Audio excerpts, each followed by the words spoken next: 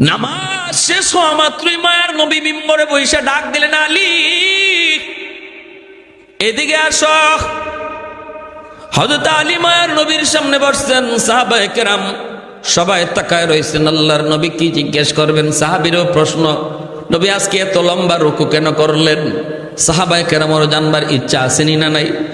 আজকে এত লম্বা রুকু কেন হলো? মায়ার নবী ডাক দিলেন, আলী এদিকে আসো। আজকে নামাজে আসতে দেরি হলো কেন? হযরত আলী বলেন, নবী গো কই আমার তো দেরি হয় নাই, আমি তো আপনাকে রুকুতে পাইছি। রুকু পাইলে রাকাত পাওয়া হয়, ঠিক না? জানেননি মাসালা? রুকু পাইলে কি পাওয়া হয়? আপনি যদি ইমাম সাহেবের সেজদায় পান তাহলে রাকাত পাইছেন, রাকাত একটা ছুটছে। রুকুতে পাইলে একবার অন্তত সুবহান রাব্বিয়াল আযীম এতটুকু সময় পরিমাণ আপনি ইমাম সাহেবের রুকুতে পাইতে হবে। কিন্তু আমাদের সমাজে কিছু মুসল্লি আছেন যারা মাসালা জানে না, এরা এরম করে যে ইমাম সাহেব রুকু থেকে উঠতে গেছে, হ্যাঁ নিজে নিজে রুকু ফিরে লাই, নিজে নিজে রুকু ফইরা নামাজের শরীক হইয়া সেজদা দেয় না, কিছু করে না, বা এক রাকাত পরে করে না, আদায় করে না। এক রাকাত তার পরে আদায় করার কথা ইমাম সাহেবের সালামের পরে, কিন্তু করে না। বলে কি ভাই আপনি এক রাকাত পড়লেন না? কয় কেন? আমি তো রুকু করছি। কই ইমাম সাহেবের সাথে তো পান না। না পাইলে কি হয়েছে? আমি নিজে নিজে করছি না। নিজে নিজে রুকু করলে আর ইমাম সাহেবের সাথে পাওয়া হয় না। আপনি রুকু থেকে হুজুর উঠে গেছে, আপনার আর নিজে নিজে রুকু করার দরকার নাই, আপনি সাথে সাথে শরীক হয়ে যান। আবার আমাদের কিছু মানুষ আছে ভাই এমন, রুকু না পাইলে সে নামাজে গিয়া এই পাঞ্জাবি ঠিক করে, গড়ি ঠিক করে, এই ঠিক করে। কেন কি হয়েছে? ওই রুকু তো গেছি গিয়া, এখন আরেকবার হুজুর সেজদা টেজদা দিয়া উঠার পরে যখন আবার রুকুতে যাওয়ার টাইম আইব তখন ধর্ম। অথচ আল্লাহর বান্দা জানেই না যে অতিরিক্ত সে যদি সেজদায় শরিক হয়, এই সেজদাটা তার নামাজের ভিতরে পড়লো না, কিন্তু আল্লাহরে তো অতিরিক্ত সেজদা দিল। এতে আল্লাহ কত খুশি হয়। সে যদি আইসি দেরি না কইরা, ধাইরে আমার মালিকের কদমে এখন সেজদা চলছে, আমার আর দেরি করা ঠিক না, সাথে সাথে রুকু সেজদায় চলে গেল, আল্লাহ কেমন খুশি হইতো যে দেখো আমার বান্দা, সে কিন্তু এই সময় শরিক না হইলেও পারে, তারপরে রাকাতে হইলেই হয়, কিন্তু আমি আল্লাহর কদমে কত তাড়াহুড়া করে সেজদা দিছে। এতটুকু সেজদা তো আল্লাহর কাছে নাজাতের উসিলা হয়ে যেতে পারে, নামাজ কবুলের উসিলা হয়ে যাবে। আর আমরা এরকম, আর আসতেছে রমজান মাস সামনে, মাশাআল্লাহ, তখন তো দেখবেন খতমে তারাবিতে অনেক যুবক আছে এমন, ওই পিছনে ঘুমায়, যেই খালি হুজুর ইয়ালামুন কে টান দিছে তখনই রুকু থেকে ধরে করে, এখন শেষ হুজুর রুকুতে যাইব, এখন গিয়ে হাজির হয়। কি ভাই এগুলা কি? আমরা নামাজে হাজির হয়েছি কাকে খুশি করার জন্য? তাহলে তো আমার সবসময় এই টার্গেট রাখা উচিত যে আমার কোন কাজটাতে আমার আল্লাহ খুশি হয়, এগুলা করব না। নবী বলেন, আলী দেরি করলা কেন? নবী গো আমি তো দেরি বেশি হয় নাই, আমি তো আপনার রুকুতে পাইছি। আল্লাহ নবী কয়, রুকু কেমনে পাইছো, খবর আসেনি? বলে কেমনে? মিয়া আমি রুকুতে গেছি আর জিব্রাইল আমার রুকুতে হ্যাং করে রাখছে। ইয়া রাসূলুল্লাহ এটা কি কোন? বলে এটাই তো ঘটনা। আমি মাথা উঠাইতে যাই, এমনি জিব্রাইল কই, নবী গো মাথা তুইলেন না, আপনার আলী এখনো রাস্তায়। এ আলী কি হয়েছে খুলে কো, আল্লাহর কাছে এত প্রিয় হয়ে গেল তোমার ওই আমল, কি করছো রাস্তায় ইডা কও। হযরত আলী বলে, ইয়া রাসূলুল্লাহ আমি তো নির্ধারিত সময়ে বের হয়েছি গো মায়ার নবী। গলিতে আসা মাত্র একজন মুরব্বী মানুষ, এই মুরব্বী মানুষকে সম্মান দেখাইতে যায় আমার একটু দেরি হয়েছিল। নবী কই, আলী রে এইবার বুঝো মুরব্বীকে সম্মান করলে আল্লাহ কেমন খুশি হয়। আমি নবীর নামাজ আল্লাহ লম্বা করে দিছি। এ যুবক, এজন্য বলি বাবা সাবধান, বাপ মার সাথে বেয়াদবি করো না। বাবা মা তারাও আজকে মুরব্বী হয়ে গেছে, তারাও আজকে মুরব্বী, সমাজের মুরব্বী বাবা যারা বাবার বন্ধু, যারা বাবার বয়সের, তাদের সাথে বেয়াদবি করবা না, কারণ তাদের অন্তরের দোয়া, তোমার সামনের জীবনের পথ আল্লাহ সুন্দর করে দিবে। এজন্য আল্লাহ পাক কয় লাউলা মাশাইকু রুকা ওয়াশ শাবাবু খুশা ওয়াল আতফালু রুদ্দা ওয়াল আনআমু রুত্তা লাজআলতুস সামাআ হাদিদা ওয়াল আরদা খাফসাফা ওয়াত তুরাবা রামাদা ওয়ামা আনজালতু মিনাস সামাই কাতরা ওয়ামা আনবাততু মিনাল আরদি নাবাতা বাল আনজালতু আলাইকুমুল আযাবা সাব্বা। আল্লাহ বলেন যদি 4 শ্রেণী জমিনে না থাকতো আমি আল্লাহ কত আগেই জমিনের লোহা বানায় আসমানের লোহা বানায় দিতাম, জমিনকে আমি আল্লাহ তামা তামা বানায় দিতাম। ওয়ামা আনজালতু মিনাস সামাই কাতরা, এক ফোঁটা রহমতের বৃষ্টি আমি জমিনে দিতাম না যদি এই 4 শ্রেণী জমিনে না থাকতো। জমিন থেকে একটা ফসল আমি উঠতে দিতাম না। বাল আনজালতু আলাইকুমুল আযাবা সাব্বা, পরপর জমিনে শুধু গজব আর গজব নামতো। দেখো না গত সপ্তাহের আগের সপ্তাহে তুরস্ক সিরিয়ায় কত বড় ভূমিকম্প হয়ে গেল, জমিন 5 তলা 10 তলা বিল্ডিং গিলে ফেললো, 50,000-এর উপরে মানুষ জমিনের পেটে চলে গেল। আল্লাহ কই এরকম ভাবে প্রতিদিন জমিন এরকম চায়, কিন্তু আল্লাহ কয় এখনো এমন কিছু বৃদ্ধ বান্দা বান্দি ওরা বৃদ্ধ বয়সে আমি আল্লাহর সাজদা দেয়। এখনো কিছু যুবক যেই যুবক যৌবনে গুনাহ থেকে নিজেরে বাঁচায়, এদের এদিকে তাকাইয়া আমি জমিন টিকায় রাখছি। এ যুবক, উলামায়ে কেরামের মেহনত আছে বিদায় এখনো যুবকের অন্তরে আল্লাহর ভয়, ঠিক কিনা? উলামায়ে কেরামের হরকত আছে বিদায় এখনো মুরব্বী বাবাজিরা মসজিদে যায় আল্লাহকে কদমে সাজদা দেয়, এখনো মসজিদে যায় মানুষ আল্লাহর কদমে সাজদা দেয়। তাহলে বোঝা গেল এই জমিন আল্লাহ টিকায় রাখছে আল্লাহর নামের উসিলায়, আর আল্লাহ নামের পরিবেশ আল্লাহ টিকায় রাখছে উলামায়ে কেরামের উসিলায়। এজন্যই উলামায়ে কেরামের কদর দরকার, ঠিক কিনা জোরে বলেন? উলামায়ে কেরামের কদর বেশি বেশি দরকার। উলামায়ে কেরামকে মহব্বত করব, উলামায়ে কের কথা মতো চলবো। আল্লাহর নবী বলছেন আলাইকুম বিমুজালাসাতিল উলামা ওয়া ইস্তিমাই কালামিল হুকামা ফা ইন্নাল্লাহা তাআলা ইউহয়ি কলবাল মাইয়িতা বিনুরিল হিকমা কামা ইউহয়িল আরদাল মাইতাতা বিওয়াবিলিল মাতর। মায়ার নবী দয়ার নবী বলেন ফিতনার জমানায় তোমরা যারা দৌলতে ইমান হেফাজত করতে চাও নিজে নিজে চলবা না, চলতে গেলে বিপদে পড়বা। যদি তোমার ইমান হেফাজত করতে চাও ইমানের রশিটারে আলেমদের সাথে বাঁধো। আল্লাহু আকবার। ইমানের রশিটাকে উলামায়ে কেরামের সাথে বাঁধো। নদীর ঘাটে নৌকা যদি তাকে ঝড় তুফানে নিয়ে যাবে, কিন্তু নৌকা যদি তুমি গাছের সাথে বাঁধা রাখো ঝড় তুফানে নৌকা নিবে না। আমার আপনার ইমানের উপর মাঝে মাঝে ঝড় তুফান আসবে রে যুবক। এই ঝড় তুফান কেমনে আসবে তুমি টের পাবা না। উত্তরে আইছে না দক্ষিণে আইছে, পূবে আইছে না পশ্চিমে আইছে, তুমি টের পাইবা না। যখনই আইব তখন যদি তোমার ইমানের রশি আলেমদের সাথে বান্ধা থাকে শত ঝড় তুফানেও আল্লাহ তোমার ইমান হেফাজত রাখবে। কাদিয়ানীরা দেখেন না ইজতেমা শুরু করে দিছে উত্তরবঙ্গে পঞ্চগড়ে। কাদিয়ানীরা বিশাল বড় ইজতেমা করার প্ল্যান করেছে রে যুবক। এ হলো তোমার আমার ইমানের ডাকাত কাদিয়ানীর দল, ঠিক কিনা জোরে বলো? তোমার আমার ইমানের ডাকাত কত রঙে কত সুরতে আমার আপনার সামনে আসবে, এটা তুমি আমি টের পাবো না, টের পাবে উলামায়ে কেরাম। কারণ উলামায়ে কেরামের কাছে কোরআন হাদিসের রাডার আছে, রাডার। উলামায়ে কেরামের রাডারে ধরা পড়ে যায়, উলামায়ে কেরামের রাডারে ধরা পড়ে যায়। যত বড় ফাকরি থাকুক, যত বড় জুব্বা থাকুক, যত লম্বা দাড়ি থাকুক, একই ইমানের বন্ধু না ডাকাত। এটা আলেম উলামার রাডারে ধরা পড়ে, বিশেষ করে উলামায়ে দেওবন্দের রাডারে ধরা পড়ে।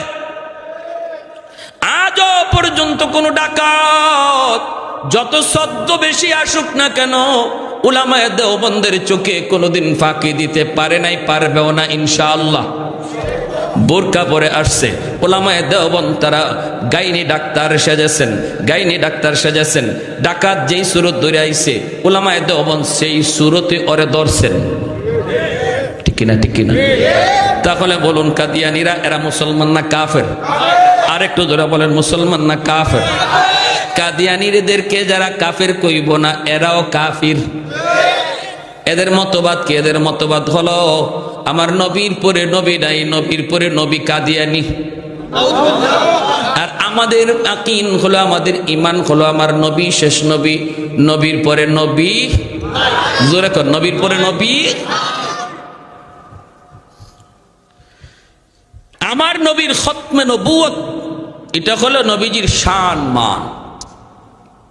খতমে নবুয়ত হলো আখেরি নবীর শান মান। এই খতমে নবুয়তের সিংহাসন লইয়া টান দিব কাদিয়ানী। আর আমি নবীর আশিক হইয়া সায়া সায়া দেখমু আর তাল বাজাইমু। কিয়ামতের ময়দানে নবীর সামনে গিয়া আবার কইমু, আল্লাহ নবী গো, আমি আপনার উম্মত, একটু সুপারিশ করেন। নবী আপনার লাগি সুপারিশ করব। হ্যাঁ, নবী যদি তখন কয় আমার সম্মান লইয়া টান দিল, আর তুই একটু মুখ ফুটে আওয়াজও করলি না, আবার আমার আশিক দাবি করস, ওই দিন আল্লাহ নবীর সামনে মুখ দেখাইবার কোনো উপায় আছে? তাহলে খতমে নবুয়তের আন্দোলন, কাদিয়ানীদেরকে কাফের ঘোষণা করার আন্দোলনে উলামায়ে কেরাম যখন যে অবস্থায় ডাক দিবে, প্রত্যেকটা নবীর উম্মত যদি দাবি করি আমি নবীর উম্মত, তাহলে হাটে থাকি, বাজারে থাকি, জঙ্গলে থাকি আর মাঠে থাকি, আওয়াজ পাওয়া মাত্রই ইমানি দায়িত্ব নিয়ে মাঠে ময়দানে হাজির। কারা কারা হইতে রাজি? হাত তুলে আল্লাহকে দেখা।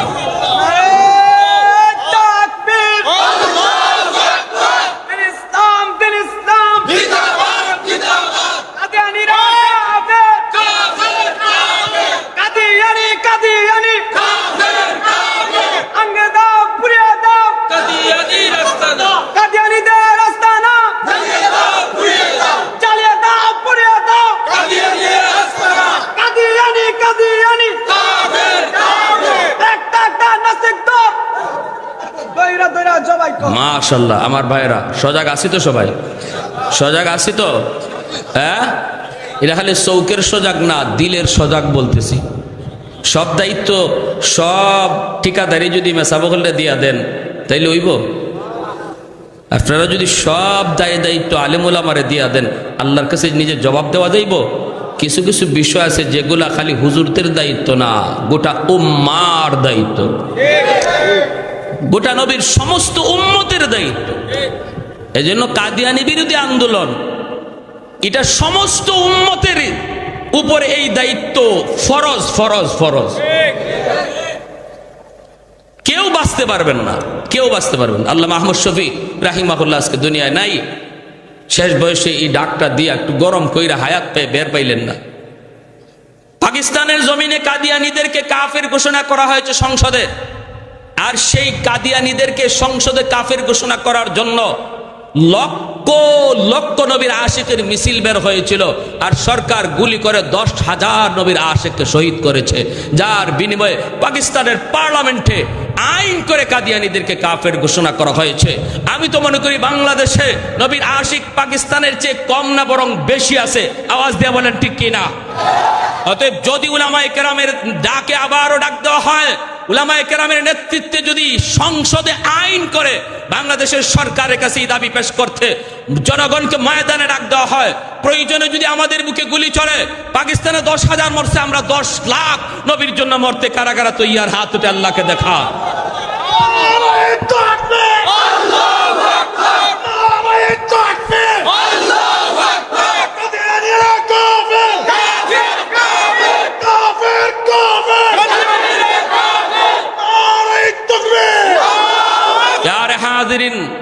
এজন্য বলি ইসলাম যেমন নরম তেমন, জোরে কোন, যেমন নরম তেমন। তুমি আমার একটা গালি দিলাও, আমি নরম, কিন্তু আমার নবীর সম্মান লইয়া টান দিবা, চেয়ার লইয়া টান দিবা, আর আমি নরম। আর এই সময় আমি হাত জোর করবো আর কইমো থাকতো না, লইয়া গেছি গে জাগি। বাহ বাহ বাহ বাহ বাহ।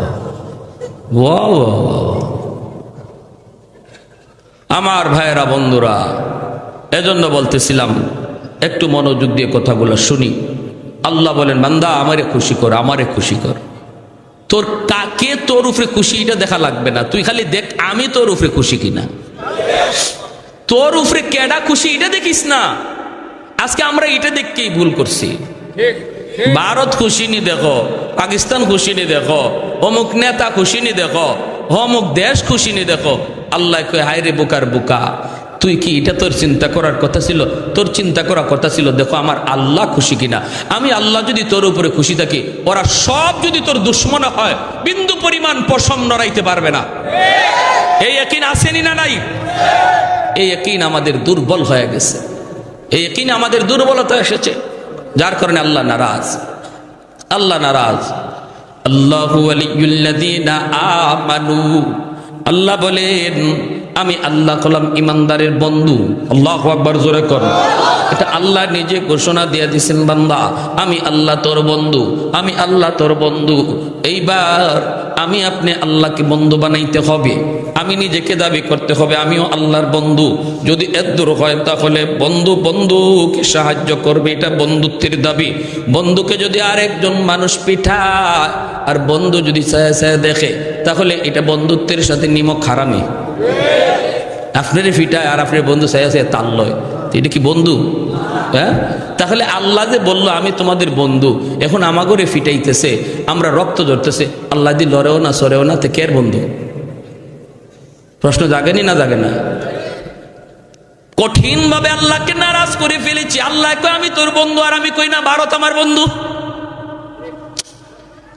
আল্লাহ কই আমি তোর বন্ধু, কিন্তু আমি কই না আমেরিকা আমার বন্ধু, রাশিয়া আমার বন্ধু, চীন আমার বন্ধু। এই জন্য আল্লাহ কঠিন ভাবে নারাজ, কঠিন ভাবে আল্লাহ নারাজ হয়ে গেছি। আল্লাহ পাক কঠিন ভাবে নারাজ হয়ে গেছি।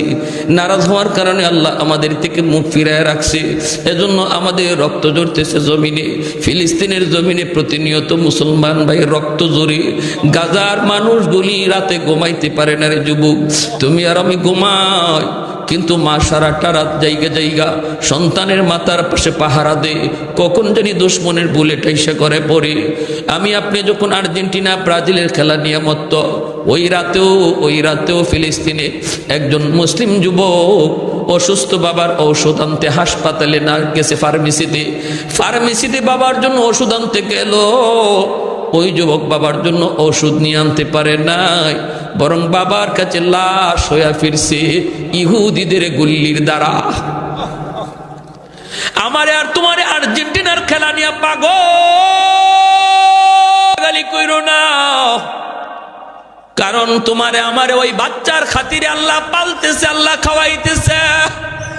নতুবা আমার আর তোমার যেই পরিমাণ গুনাহ, যেই পরিমাণ অন্যায়, যেই পরিমাণ জুলুম, আমি তুমি ধ্বংস হয়ে যাইতাম, আমি আর তুমি ধ্বংস হয়ে যাইতাম। আল্লাহ বাঁচায় রাখছি। এ যুবক, ওই যুবকগুলি, যেই যুবক মসজিদে যেই যৌবনে দাঁড়িয়ে রাখে, তারে বন্ধু বানাও, তার সাথে সময় কাটাও। আল্লাহ তার উসিলায় জমিন টিকায় রাখছি।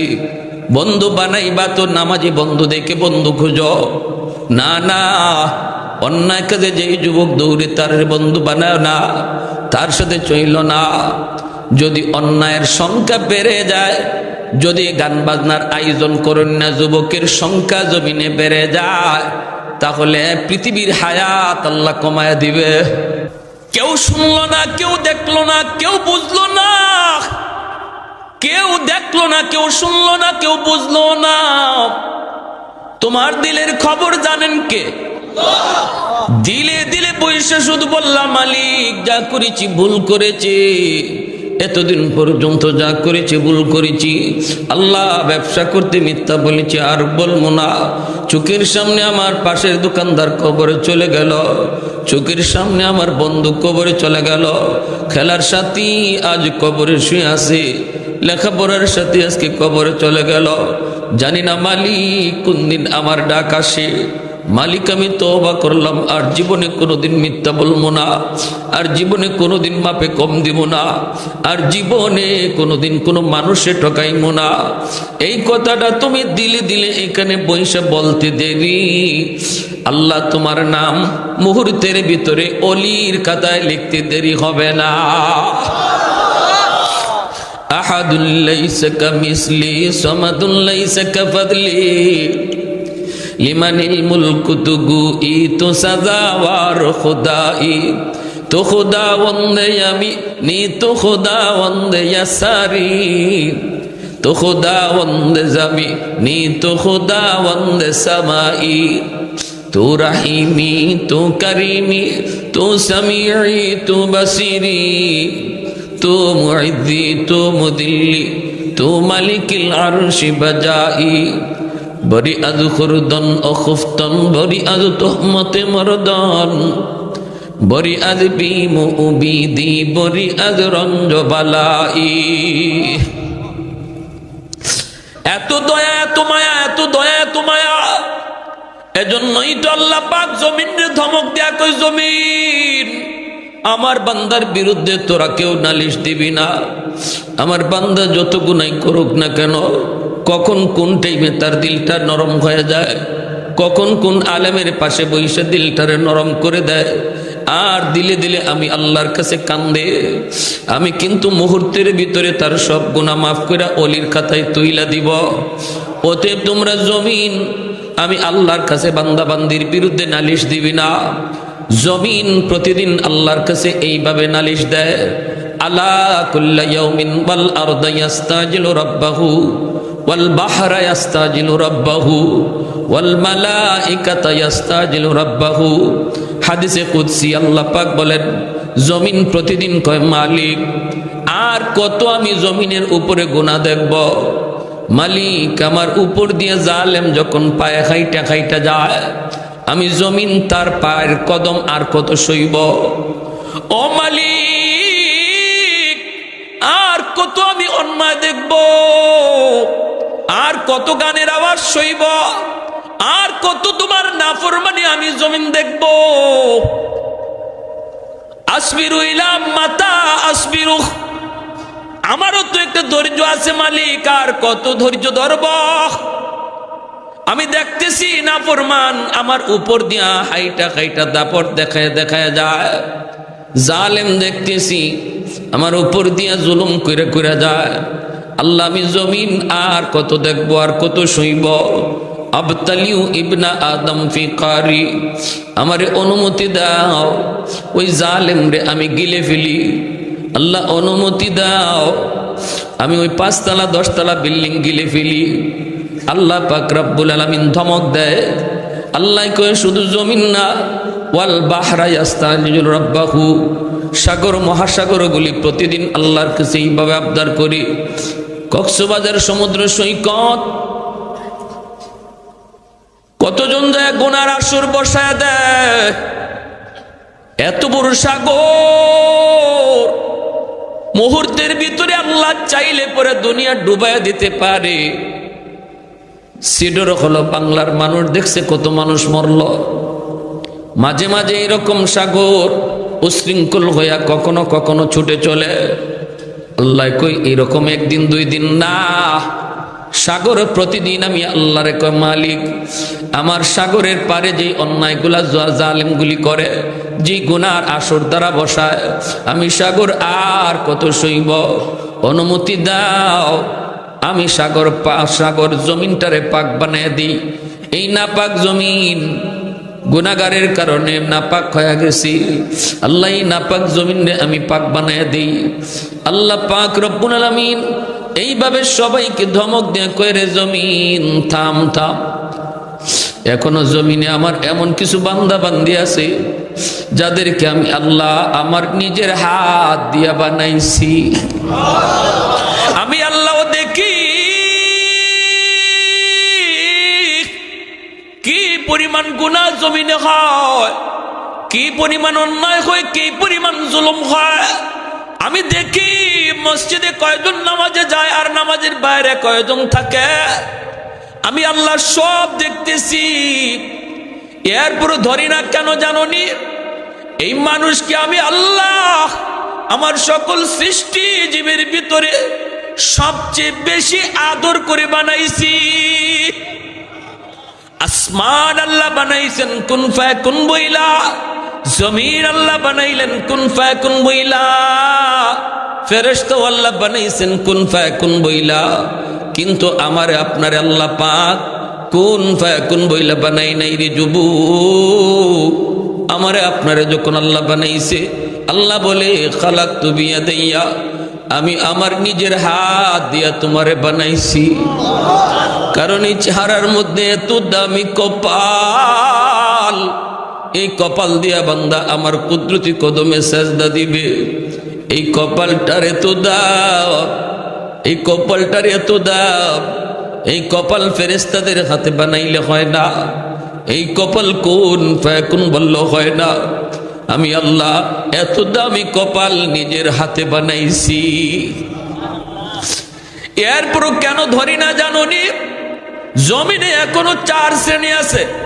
এই 4টা শ্রেণী জমিনে যতদিন থাকবে ততদিন আমি আল্লাহ জমিন টিকায় রাখবো। জোরে বলি সুবহানাল্লাহ। লাউলা মাশাইখ রুক্কা والشباب خشع والأطفال ردا والأنعام ردا لجعلت السماء حديدا والأرض خفصفا والتراب رمادا وما أنزلت من السماء قطرا وما أنبت من الأرض نباتا بل أنزلت عليكم العذاب صبا। আল্লাহ পাক রব্বুল আলামিন বলে, জমিনের ভিতরে এমনও কিছু আমার বান্দা বান্দি আছি, চুল দাড়ি সাদা হয়ে গেছি, কোমরে তার ব্যথা, হাঁটুতে তার ব্যথা, গায়ে তার শক্তি নাই, কিন্তু এরপরও আমি আল্লাহরে কষ্ট করে করে সেজদা দেয়। সেজদা দিতে কোমর বাঁকা করতে পারে না, রুকু করতে গেলে তার কষ্ট হয়। এরপরও আমার কিছু বান্দা বান্দি যাদেরকে আমি আল্লাহ বৃদ্ধ বানিয়ে দিছি, এই বৃদ্ধ বয়সও কষ্ট করে যখন আমার সেজদা দেয়, তার সেজদার দিকে তাকাইলে জমিনের প্রতি মায়া লেগে যায়। ওয়াশবাবু খুশা, আল্লাহ পাক বলেন 2 নম্বর হলো জমিনে এমনও কিছু যুবক,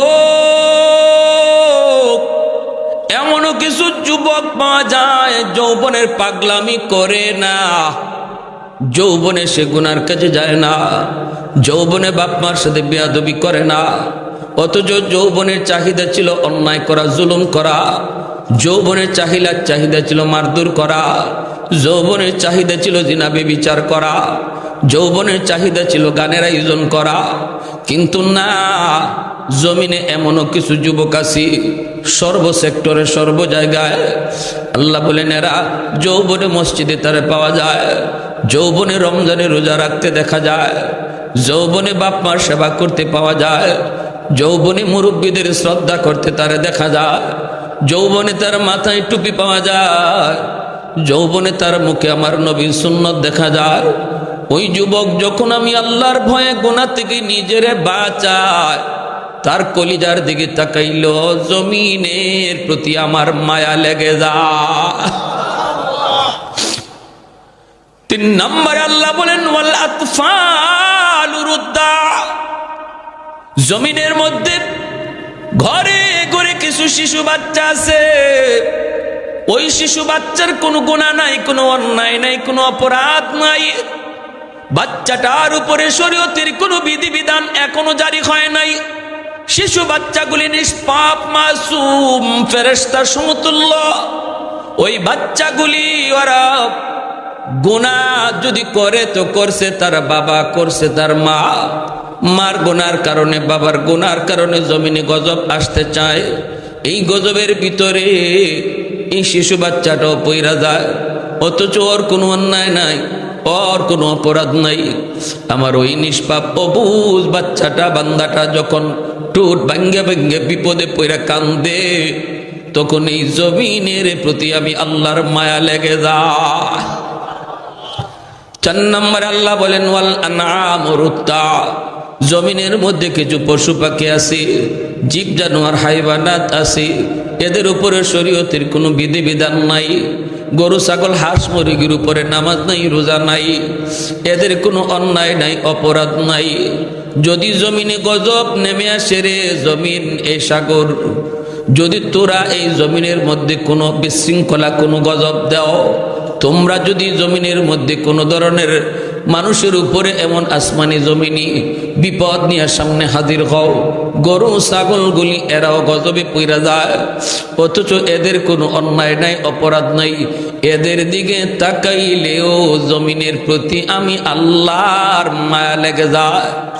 এজন্য গরু ছাগল হাঁস মুরগি পালেন, ঘরে পালবেন, গরুটারে অহেতুক মারবেন না। এ যুবক, প্রয়োজন ছাড়া হাইওয়ানের উপরে হাত উঠায়ও না। হাইওয়ান বুঝে না, কিন্তু আল্লাহ বলেন হাইওয়ানের খাতিরে আমি আল্লাহ তোমাদেরকে খাওয়াই। শিশু বাচ্চাটারে মাইরো না, ঘরের অবুঝ শিশু বাচ্চাদের ধমক দিও না।